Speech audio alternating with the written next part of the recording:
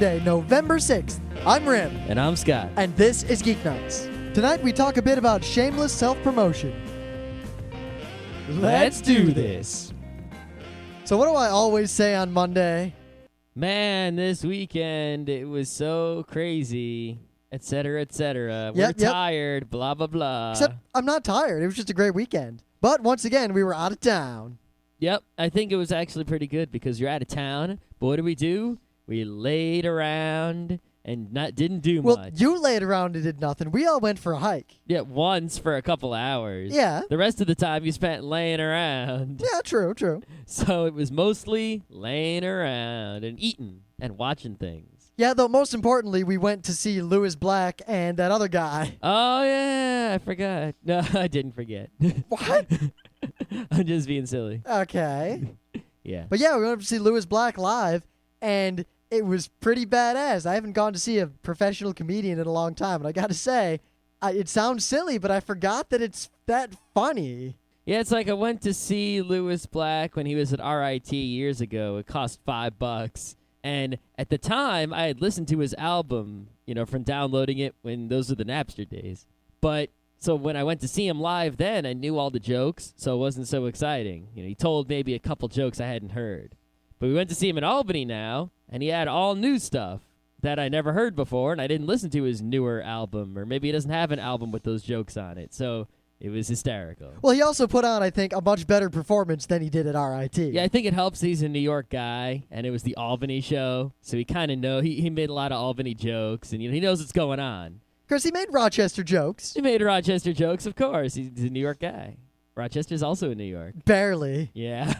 We made a Rochester joke while talking about Rochester jokes. Yeah, though the one point of interest, that there was not really a heckler, but a dumbass in the crowd who periodically would yell, "Woo!" Or, yeah! Or he'd shout out a name, like he was making fun of things. Lewis Black was like, Foley, and everyone laughed. And he's doing this whole thing where he's naming names of people who have caused trouble in the news, and then this dude just yells out a name. And at this point, Lewis Black has had enough, and he basically stops the show and says, "All right, mister, you need to stop this." And the guy goes, "Woo!" And he's like, "Nah, I'm not kidding. You need to stop this.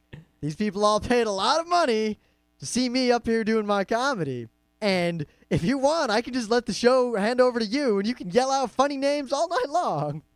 Well, I think it was one guy yelled out a name, and he didn't yell it out like, "Ugh," he just yelled out a name like so-and-so, and it was a funny name, and everyone was like, ha ha ha. Lewis Black was like, "Yeah, see, that guy? Okay. You? Not okay." Yeah, that other guy just kept trying to yell shit out. Yeah. And finally, Lewis Black just starts digging into him and basically yelling at him it still ended up being funny because it's Lewis Black. Yeah. It was cool because so much, like I always thought of him as someone who thinks of his jokes beforehand. And he definitely is. He's someone who writes his jokes and then delivers them really, really well with his angry, persona. But it was good to see that, when there was stuff going on, he could be funny just out of nothing as well, instead of just delivering pre-written stuff. I just couldn't believe that the guy he was yelling at didn't get it. He kept yelling out. He's like, "Stop that." And, "Woo! No, I'm serious. Woo! I'm not kidding. Woo!" And then I thought I saw the security go over. Security did indeed go over. I don't know if security found the right guy, but they found the right guy. They found someone, and they gave him a talking to. I watched that 2 security people came from both sides and practically were about to make the guy leave, and he shut the hell up. Yeah, that's cool. Actually, though, what was the guy's name? I don't remember the guy's name who went before him. I'm sure it's on the internet. He was on the Penn Jillette radio show with Lewis Black a few weeks ago. Yeah, apparently they're good friends. And all I got to say is the guy was really funny. Yeah, I didn't think he was going to be funny. Like, he started out, and I was like, haha, but he didn't really do anything that spectacular. Then he does this joke. But then he did this joke. Oh, man. He starts a joke, and then he doesn't really finish it, and then he goes off on this crazy tangent that borders on not being funny at all for a while, minutes. Yeah, I was like, okay, man, where are you going with this? And then he brings it back, and, oh, man. It comes full circle, and I was laughing out loud as hard as I could. Yeah, it was really good. Once it dawned on me, the joke he was making, and it dawned on the rest of the audience about the same time. It was sort of like this. It wasn't like, someone says something, and then you're like, pah! It was like, say something. Oh my God! Indianapolis, Indiana. Indianapolis, Indiana, indeed. Now, you might think, what joke could possibly be funny where the punchline is Indianapolis, Indiana. Don't get started on your Tom Jones. We got other things from the weekend. The weekend was fantastic. We're not going to talk about those things now. Yeah, we have enough stories from this weekend to last another week. Not to mention the 2,000 items in my Google Reader when I got home. Yeah, there was news. I mean, we could talk about how Saddam's going to be hung. We could talk about the election. Oh, the people they were singing when Saddam he was swinging. What? It's a Jew song. About Saddam Hussein? No, it's about Haman. Oh, Haman. Yeah. A guy who probably wasn't real. Most likely wasn't real. Isn't that the guy where you're supposed to toot a horn every time someone tries to say his name? Yeah, it's the holiday of Purim. And there's a song they sing on Purim, I don't need to hear the song. Okay. Okay. Okay. Yeah, so we got some news. So, Haman. It's Monday. News? Oh, news. Oh, news. Yeah. Well, there's so many news, it's hard to pick just one. Well, I think last week, I'll do this one because it was related to our Thursday episode last week. The hell did we talk about on Thursday? Who we're going to vote for. All right. Yeah. So Rim was talking about our congressperson, District 19 of New York State, is Sue Kelly. We disagree with her on everything that humans can disagree on. If you look at her voting record and you say, hey, what if Scott Rubin was the representative instead of Sue Kelly, every single vote would have gone the other way. Every single one. So, Rim was talking about her opponent in the current election, John Hall. And how we were kind of pissed at John Hall because he kept calling us on the phone. And it was annoying. And we liked him less. Because the really only reason we like John Hall is because he's the opponent of Sue Kelly, who we hate. Also, his platform is very simple. And I do not disagree with anything he has said. Yeah. But at the same time, he was giving us all these phone calls, so we were kind of upset. And I was sort of like, grr, he shouldn't be calling us. Maybe I'll vote for the third guy. I was getting to the point where I was going to vote for Sue Kelly just to make sure this guy spamming me lost. Whoa, I wouldn't go that far because she's so evil. Because she is evil in an abstract way. This guy was directly affecting my life. Yeah. Anyway, it turns out that John Hall wasn't calling us. Yeah, in fact, it was what? The Republicans? Sue Kelly was calling us. And apparently what's happening is they have this new trick where they'll call you on the phone. They'll have a machine call you on the phone, and the machine will say something like, we'd like to talk to you about John Hall. He supports good thing, good thing, good thing, good thing. And you immediately think, this is John Hall telling me to vote for him, and you hang up, and you hate John Hall, and you're not going to vote for him now. But if you continue to listen, it says, but John Hall is evil, evil, evil, evil, evil. It's actually Sue Kelly calling you, but if you hang up early, you hate John Hall because you think he called you. And if you stay on the phone, you hate John Hall because it says bad things about him. Now, I didn't believe Scott, so then I went through my voicemail because, quote-unquote, John Hall had called me 9 times over the past several days and left voice messages. And sure enough, they were all actually from Sue Kelly secretly.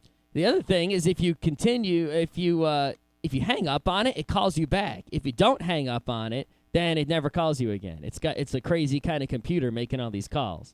And apparently people are reporting this happening not just in our district with our candidates, but in quite a few districts and quite a few different races around the country, mostly important races. Now, ours is pretty important, actually. Here's one of my contested. Well, yeah, it is. And also, I think John Hall has a good chance of winning. I do think so, too. I hope so. Well, Sue Kelly's a bitch. I was listening to NPR It's All Politics, which is actually one of my favorite short news politics podcasts. Mm-hmm. I listen to one news politics podcast, so it is, in fact, my favorite news politics podcast. Awesome. But they really sum up the American political situation pretty neutrally in about 10 minutes. Mm-hmm. And they are pretty sure that the Democrats in America are going to take control of the House, and they're about 50-50 on them taking control of the Senate. Yeah. If the voting machines work, it'll turn out. Well, they're already not working. I almost used the news that there have been 8 voting machine fuck-ups already. I think if they have electronic voting machines instead of the old-fashioned, pull the Oh, yeah, I'll demand a paper or provisional ballot if there's a die-bold, debold machine there. I will definitely vote on paper if there's a machine Except half the problems now are that the machines that read the paper ballots don't work either. A person's got to read it. But people don't, and the people are often stupid. They're not paid very much. Well, they're old ladies who volunteer. Yeah. At least where we go. So, yeah, apparently, I think in New Hampshire, there's talks of the Republicans are going to get in trouble because they admitted they were setting these calls and they're going to get fined like $5,000 per call. Oh, no. Yeah, and all kinds of stuff like this is going down now. So we'll see if this tactic actually gives them an advantage or if in the end the news that they did this tactic gets out and does harm to them. I don't know. I just generally dislike spam, and it bothers me the way our laws are set up, especially when you look at who writes the laws. We have this do not call list in America, which means if you sign up for it, people can't call you to sell their crap.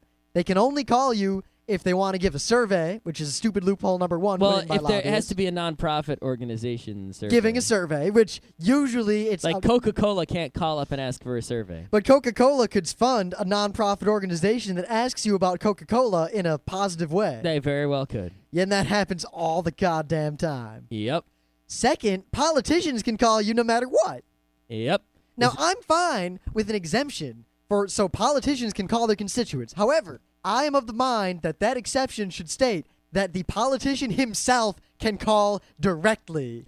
None of this pre-recorded message BS. Oh, I think that's a good idea. I thought of that this morning, and I'm real proud of it. I was going to make the exception that says they can call you as long as it's, they can give a political call as long as it's not, soliciting votes.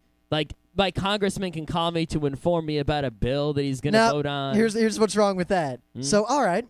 Say Rim I'm in the House and I'm trying to get reelected. You'll get a call that says, Rim voted yes on blah, and Rim voted yes on blah, and Rim did this, and Rim did this. All right, Rim is awesome. Can't call. The only thing they can't call within 2 months of an election in which they are running. But what if there's something important that they have to say to the people? I don't know.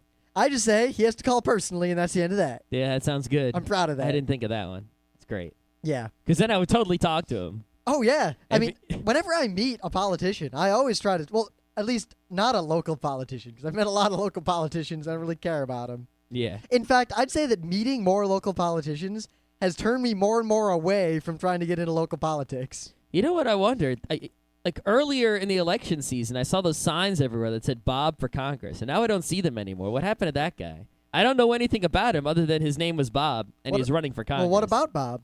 I don't know.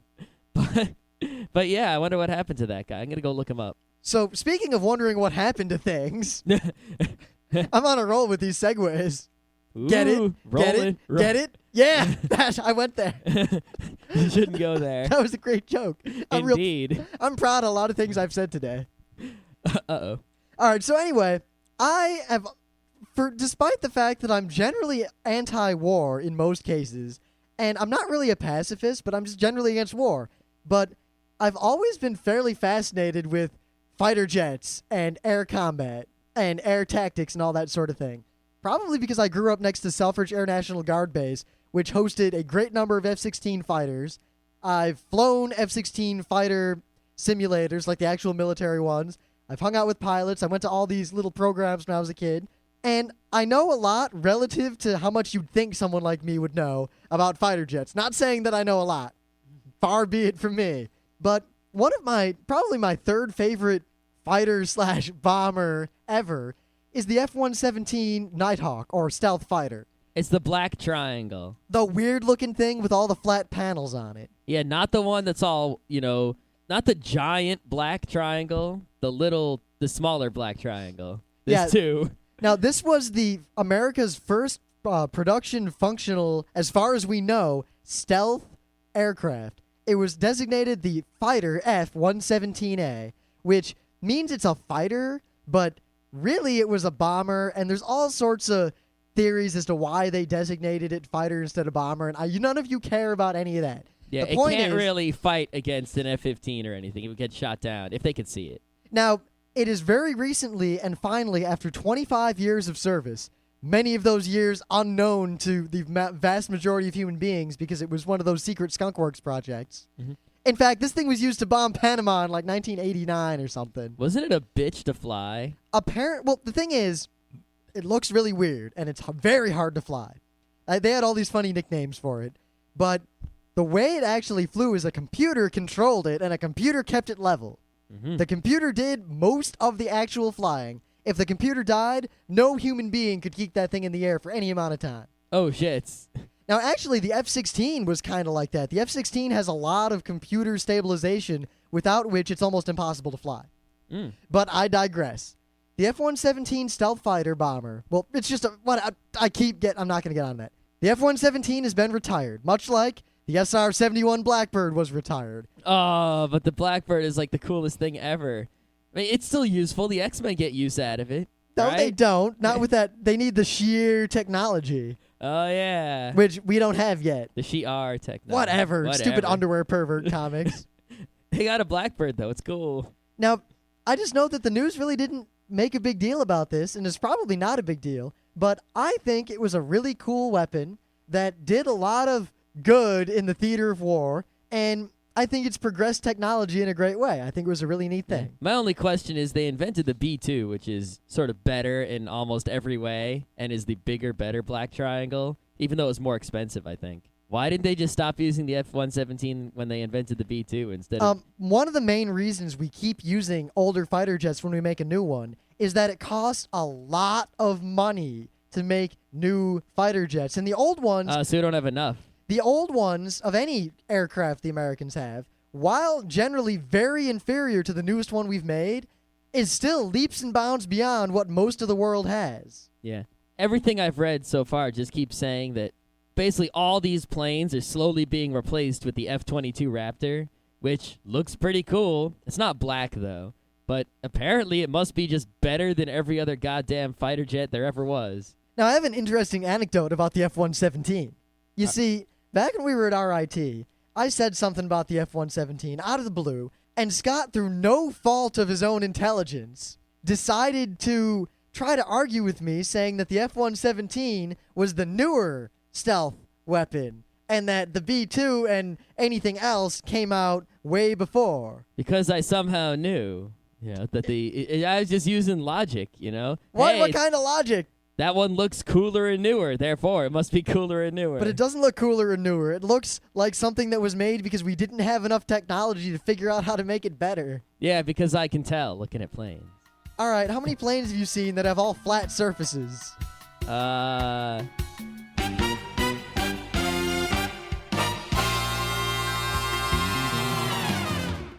All right, I guess I got to go to things of the day. As much as I want to talk about all this other fighter jet stuff, like Skunk Works and the fact that all the technology we civilians know about is usually way behind what they're actually working on, but...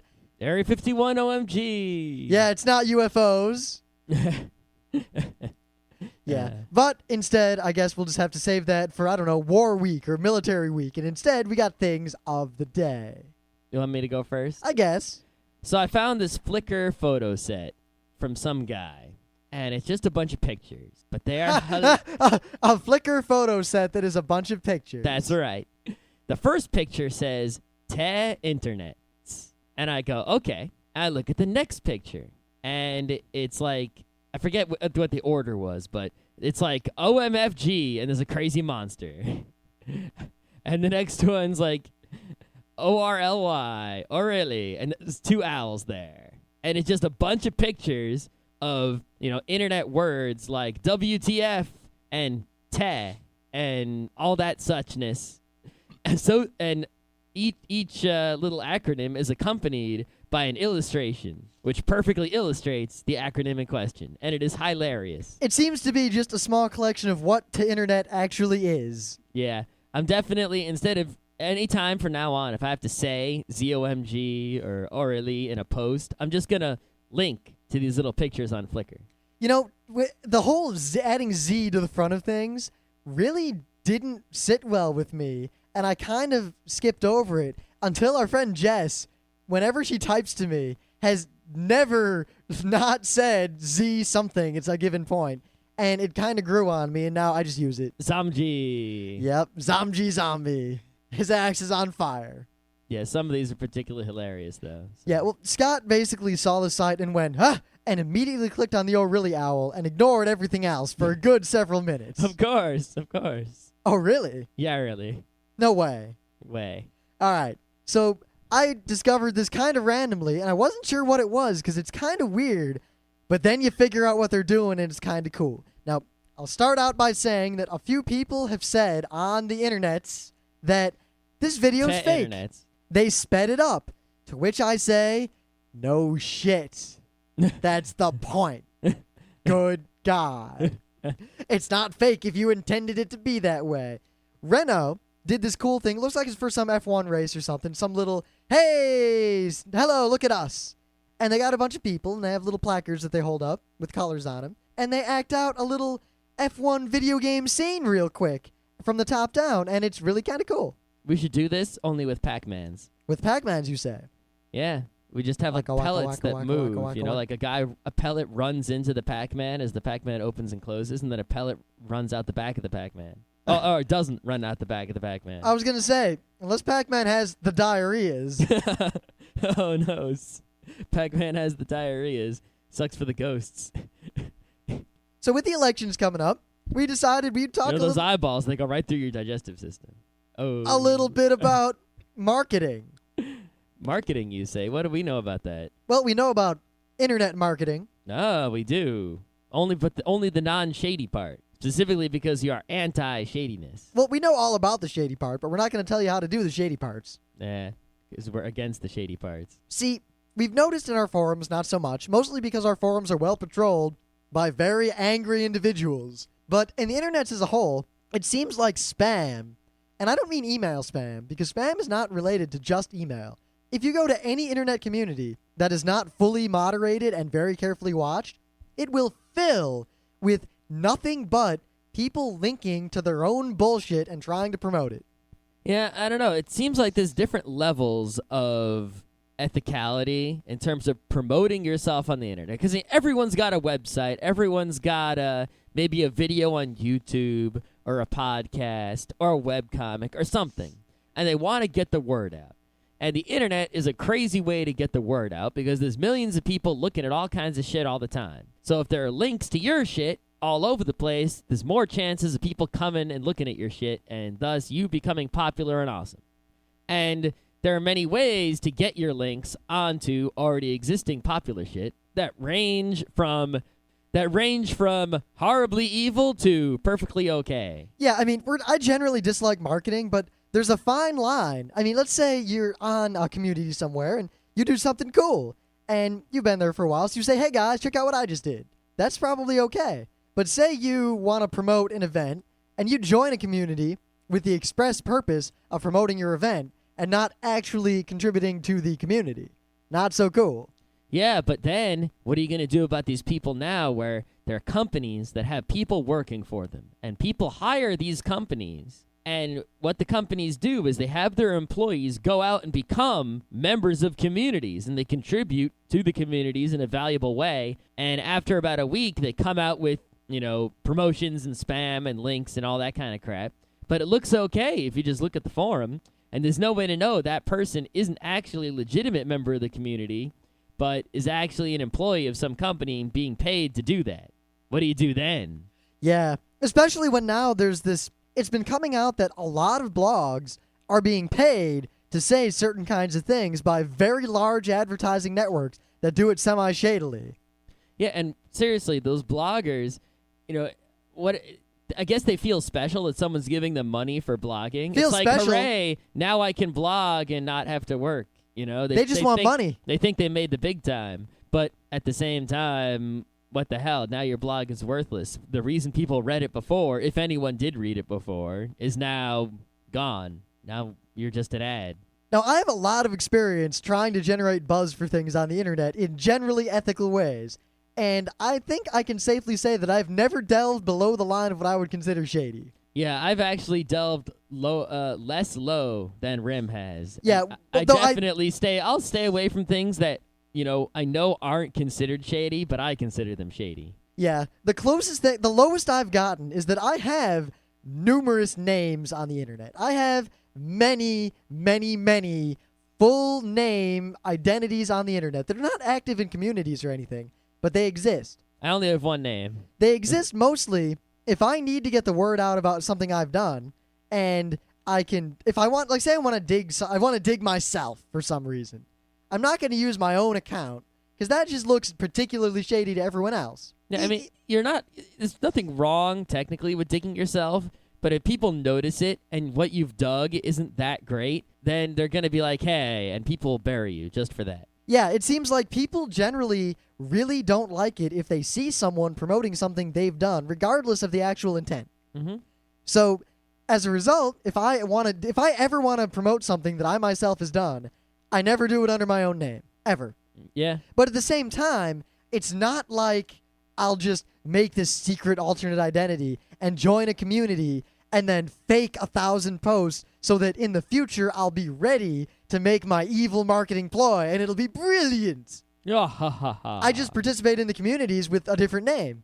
So no one connects my participation there with my participation somewhere else. Yeah. So people can't try to follow me around and see what kind of things I promote, what kind of things I don't promote. Yeah. See, the thing is, I don't try to promote myself in communities I'm not a member of. It's like if I'm a member of a community, a legitimate one, then I feel okay once in a while, promoting myself if I do something crazy. Now, I won't promote. I do a lot of things. And the thing is, if you promote every single thing you do, like if I went and posted a link to every single episode of Geeknights in the forum of some other podcast that I might frequent, that's not cool.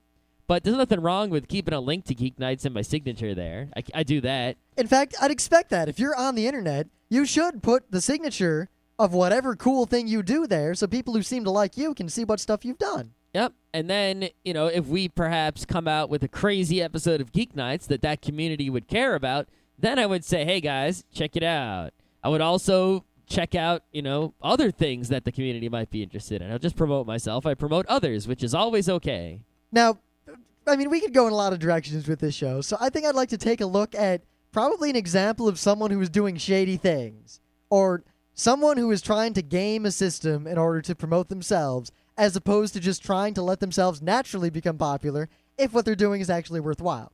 Mm-hmm. Now, you might remember a while ago, Scott linked to this site that's already turned into a complete steaming pile of feces called Pop Current. Ah. Now, we didn't let anyone in the show know, but as an experiment, in the forums only, Scott posted and said, we want to see if we can game this site for whatever reason. Yeah, I wanted to experiment with the site, see how it worked. I mean, I had no doubts in my mind that this site was pretty much just going downhill and no one cared about it. So a bunch of people in our forums popped, because it's kind of like Dig, only you can pop things up or down instead of just digging things up.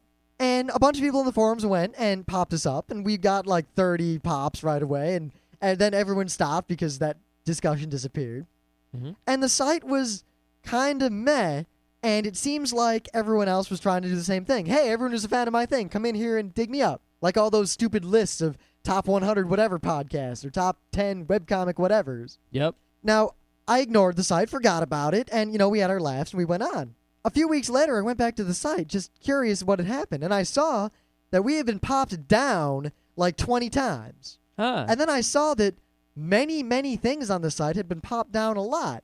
Then I noticed that most of the people who had popped us down and popped all these other things down had popped down everything within a genre of whatever and then popped up exactly one thing. Huh. And there were numerous different things that had this phenomena surrounding it. And it seems like people like this guy here called Brody Solo on MySpace, who has some kind of band or something. I don't know what he does. He seems to have been the biggest perpetrator of this. It looks like he either made a bunch of alternate accounts or else got all of his friends to go in, pop his whatever MySpace page up, and then systematically pop down anything that is in the same genre or could compete with him in any way. Huh. Now, why would someone do that? It is clearly unethical. It's clearly a bad thing to do. You're obviously trying to game a system specifically for your own profit, and you're trying to resist the natural tendency of things that are actually good coming to the top. Yeah, I think what it is people feel that, they have something good to share, and if it doesn't show up at the top of Dig or it doesn't get posted to Slashdot or Fark, then no one will ever see it. It'll stay hidden from the world. They're trying to manufacture the spontaneous and random popularity of things like Numa Numa and All Your Base and the O'Reilly Owl. Yeah, I mean, Numa Numa was just a guy who thought he'd do something funny, and he became famous for it. Mm-hmm. The million people... Star Wars Kid. Star Wars Kid was awesome. Yep. Who sit there and try to do something like that and make themselves internet popular are doomed to fail because that sort of thing is transparent and shitty.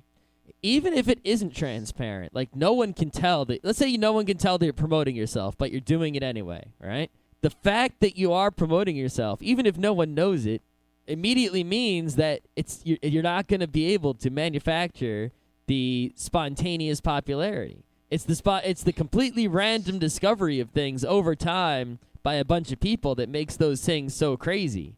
You know, if you can't try to make that, it's not possible. If there's any effort involved at all, it sort of like spoils the soup. You know, it's like you make a soup, you need water and chicken, and then you put effort into it. Now all of a sudden, no one likes it anymore because you can tell when there's effort there. It's like, aha, someone tried to make this popular, and not holy crap, it's some random crazy thing.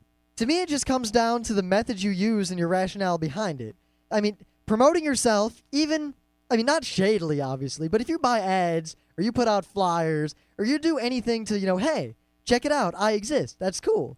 The moment you go beyond that and actively try to put yourself, insinuate yourself into things where you probably don't belong, or actively try to get people to demote or put down anything that competes with you at all, that's really shady. You know, you look at it, it's sort of like advertising is something that people sell. And while we might, who knows what we think of advertising. Well, people know exactly what we think of advertising. Yeah. But someone trying to do this is sort of like trying to steal free advertising. It's like Dig. Dig sells ads on Dig, right? But Dig also has content which happens to be links to other things. So how many people post 1 million links to LouRockwell.com? Yeah. So trying to artificially get yourself to the top of Dig is trying to sneak an advertisement into the content section of Dig. You're essentially stealing advertising from Dig. Now, I don't care about that because advertising is a pretty piss-poor business model. Yeah. I just care that people who do this stuff always seem to do it really transparently and shittily. You'd think that if they were trying to do this, they'd be more like Roland Peake Paley and do it in a somewhat subtle way. Roland Peake Paley isn't subtle. He was for a long time. He was for a little bit. Until people caught on. Yeah. I think the thing that bothers me the most is this search engine optimization. God, if you ever contract the services of a search engine optimization person, or you ever think that that's an important thing to do, or you ever offer a service like that, to paraphrase a semi-famous person, kill yourself. Good God, do I not respect what you do for a living. Just so people know, in case you don't know, search engine optimization is basically, I don't know what to call it, but there are people who really, really, really want their website to show up on the front page of Google. So let's say you're a website about anime, and you want it to be so that when someone searches for anime on Google or Yahoo or MSN or wherever, that on the front page is a link to your site. You really want that to be the case because that way, supposedly, a lot of people will visit you when they want to look at anime. Well, your site isn't popular and no one cares about it. It's a brand new website, and it doesn't show up on the first page when you search for anime. It shows up on the 10th page, the 11th page. So what do these SEO people try to do? They try to game the search engine by fucking with your site in order to make your site artificially have a higher ranking than it actually deserves. Yeah, they try to figure out, how does the search engine determine what links are on the front page and what links are on the 11th page? Then they change their site and they change other websites and they do everything they possibly can to get their website to be on the front page instead of the 11th page. Now, the thing is, the way, especially Google, the way Google determines who goes on the front page is an algorithm that is based on what's useful. It actually can, over time, they've learned to develop a method that says, that is actually a really good site for anime and that is not. In fact, if you use one of these BS SEO companies and you pay them money, they might make your site go up in Google for a while. But Google catches on real quick, and your site will probably in the long run be punished and put down further than it normally would have because they realized you were trying to game them. Yeah, and not only that, but while you might, get some popularity for yourself, or if you consider it popularity, you'll probably just get visits from people who will then leave because your site is crappy. Yeah, I mean, we get on Geeknights, and keep in mind that we've never even cared about what kind of things search engines We have see. never made a change to our website which has taken search engine position into consideration. We changed the website for pretty much every other reason but search engine optimization. Our forums alone get hit from people on Google about once every 5 minutes, 24/7. The trick to getting lots of hit from search engines is to make a legitimate website with good content. If you need to optimize your site to get it to show up higher in search engines, it's probably a crappy site. That's why it's showing up low. It's an unuseful, crappy site. And if you're trying to make it go up in search engines, and you successfully do so, you're actually ruining the search engine and making it less useful by filling it with crap and putting the actual good sites down lower. Yeah, try making a nice site that maybe Wikipedia will legitimately link to you, thus boosting your page rank. Don't go into Wikipedia, make a BS article, link it to you, and then hope no one deletes it. Yeah, if you want people to come visit your site, have compelling content that people will eventually catch on to and care about. I mean, I guess case in point. We recently started putting flyers out at cons and stuff for Geeknights, but for the first, 5 months of our existence, we never advertised anywhere. Nope, not a place. We didn't even really tell a lot of people we were doing a podcast. We figured it would just spread by word of mouth, and it did, to Australia. Yep. I mean, look at all the popular websites, right? Look at, Boing Boing is a huge blog. Dig/.fark. Dig/.fark. Do you think any of those sites weren't always huge? Slashdot used to be pretty small. Do you think that they did search engine optimization? No, they did not, because they have such compelling content and great websites that is not necessary. So I guess let's just go over a whole bunch of things and say let's talk about all the things that are okay to do and all the things that are shady to do. All right. Just so we kind of have a nice roundabout way to end this discussion. Okay. Paying for Google ads. Perfectly okay. There's nothing wrong with paying for ads. Yeah. I mean, if you have crazy ads about mesothelioma, you pay more, so it's a good system. Yeah. Posting a link to your thing in the plugs area of a forum you frequent. Oh, it's in the plugs area, or the plugs thread. There's nothing wrong with that. That's where plugs are supposed to be, which means I won't look at it. Yeah. Making a new thread about the thing you're doing, the project you're starting, in a forum that is a part of a community of which you've been a member for a long time and have many friends in and are very active in. And you're a legitimate member. You're not just there thinking about one day posting this link. One day. Nothing wrong with that. Yeah. All right. Going to the Otakon forums and posting a thread as your first post about the new anime review site you made. Not okay. Probably not so great. Nah, not cool. Posting that same link in 3 other parts of the Otakon forums. Not okay. Not only not okay, but they'll ban you. Yeah, rightfully so. And delete your posts, hopefully. Digging a story that is on your website. It's technically okay. I say it's perfectly okay. But the chances of getting more digs might be lower if people notice. Yeah, I hate to say it. It's one of those situations where it's perfectly okay, but it won't work. Yeah. I mean, if it's really good, like let's say I actually I make a video of a crazy Rube Goldberg machine I made. That's the craziest one ever.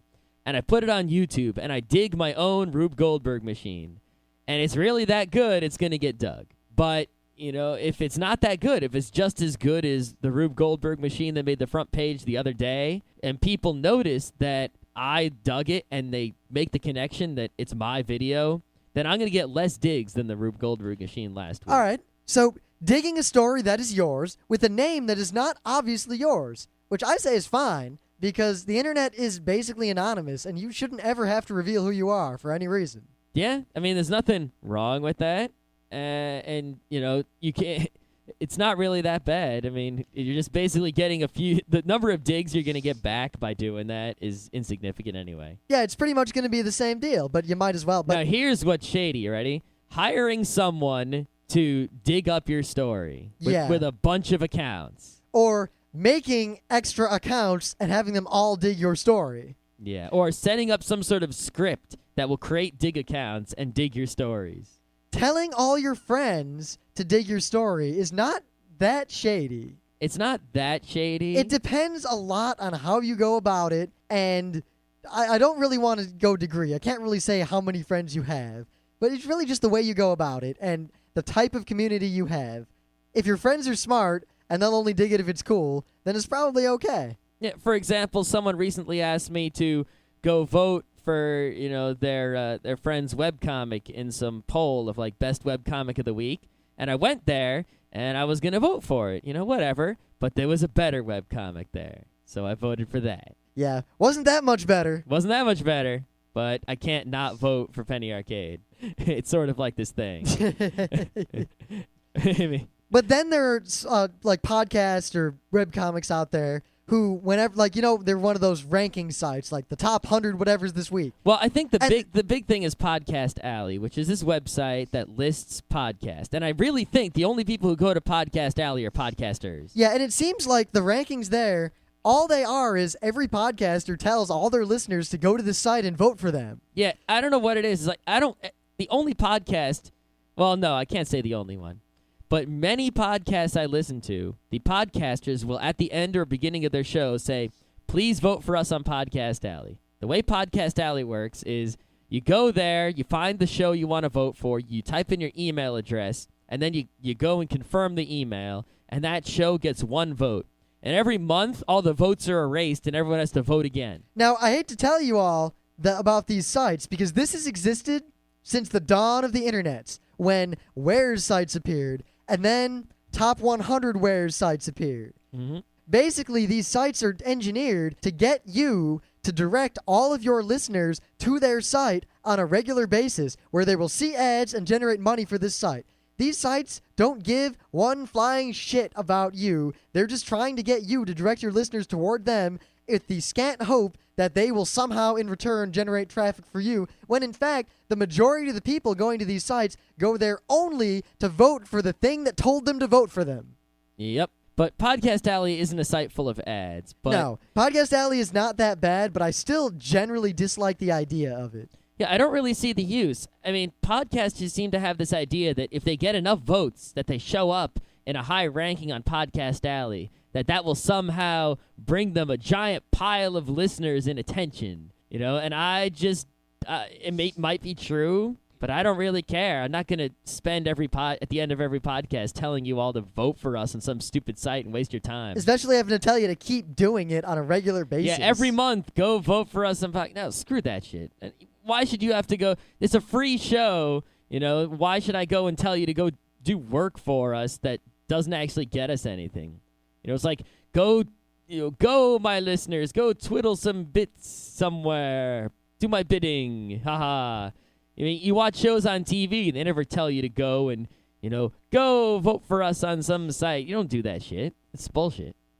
I guess all we're really trying to say, I mean, we've gotten kind of rambly all over the place. We didn't really structure our discussion at all, and we kind of got off on a couple of rants. Yeah, we did. I guess that's what's going to happen if we don't sit down and make an outline of what we're going to say. Except we never need to do that for Tuesdays, Wednesdays, or Thursdays. Yeah, it's just those shows are easier. What do you want? Yeah, well, I'm also kind of distracted because I really want to go downstairs and get a Klondike bar, but I want to finish the show first.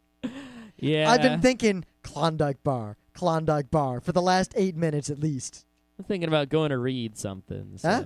I get your drift. Yeah, but I guess the point here is very simply, whenever you are going to promote yourself on the internet, before you do whatever you're going to do, just think for a second. Does this feel wrong or shady? If the answer is no, go right ahead. If you're not sure, well, go to our forums and ask us. We'll tell you. Yeah, and the best way to promote yourself on the internet is to do awesome things. Yes, believe me. If you do something, and you put it on the internet and it's not getting visited as much as you would like, don't try to attract more attention to it. Try to do something better. Because if you do something really worthwhile on the internet, 95% of the time, people will find it on their own. Eventually. Because if you make something that is good, that people want, and people actually want it, they're looking for it, and they'll eventually find your thing. Yeah. And if your thing sucks, don't go around messing up sites like Dig or Delicious Popular. Yeah, don't tell all your friends to pop your thing and then flop everyone else's thing, Brody. Yeah. Just let it be. And if your stuff is cool, people will find it. If you pop it, they will come. I don't know. Just one more example because I got to complain about this kid. There's a kid on YouTube, and he makes, I guess, his own animated videos of some sort. I'm not sure because I'd never watched his shit because I don't like him. And he's apparently complaining on YouTube that in the animation category, all you see is Naruto, Naruto, Naruto, Naruto, Naruto, and you don't see his thing. It doesn't show up. And he somehow thinks that he has a right to show up and Naruto shouldn't be there. And that it's not fair that he has to compete with Naruto. Yeah, I hate to say it, kid, but if your thing was actually that awesome, you wouldn't be competing with Naruto. Yeah, the reason that no one's watching your animations is not because, they go to the page and all they see is Naruto and they don't think it, they don't find your animation somewhere and look at it or whatever. If your thing was really cool, someone would dig it and it would get dug up or something would happen and people would notice it. You don't see all those episodes of Naruto getting a bajillion hits. They're just a lot of uploads there. That animation page on YouTube doesn't have like 1 million visitors who are just looking for your stuff. This is how shit goes. Yeah, they're probably all looking for Naruto. Yeah. So even if your thing showed up number 1, they'll skip past it to number 2, which is Naruto character number 5 kicking Naruto character number 8 in the face. Yeah, and and this kid has been complaining that they should make a separate category for original animations as opposed to... You know what? On Podcast Alley, they need a category for podcasts done by two 20-somethings in downstate New York about geekery that air 4 nights a week. I mean, what kind of bullshit is it that they don't have this category? It's not fair. I know, but even if they did have this category for this guy, people are, is that somehow going to make his stuff better or more popular or make more people like it just because it's got a category? If I had any non-laziness left in my body tonight, I'd go find that Arnold Schwarzenegger soundboard and I'd end the show with "Stop whining, stop whining."